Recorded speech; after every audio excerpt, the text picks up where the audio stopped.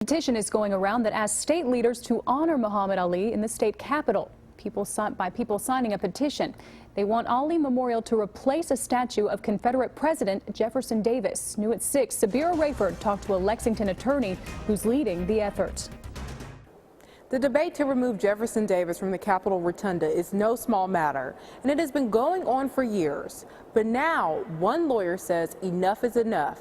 Now that there's a consensus to remove Davis, let's replace him with the grandson of slaves who did more for civil rights and who is known as the most famous international person from Kentucky in the 20th century, if not the most famous human in the 20th century, Muhammad Ali.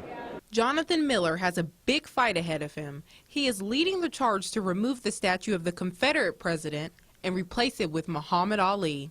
While we're all thinking of him and while we've been reminded of his greatness, this is the time to take action. That action failed last year after the Historic Properties Advisory Committee voted 7-2 to keep the statue in the Capitol.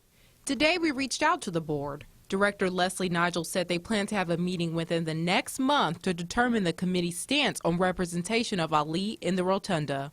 Nigel also said that the current rules state a person has to be dead 10 to 15 years before they can be represented, but that's not slowing Miller down. Now we've got a new governor.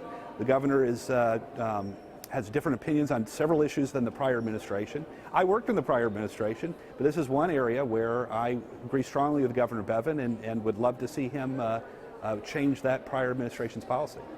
Miller says he plans to present his petition to the governor once he reaches 1,000 signatures. In Frankfort, Sabira Rayford, WKYT. Sabira, thank you. Muhammad Ali's Islamic faith will not allow a statue of him, so his likeness in the state capitol would likely be a mural or a portrait.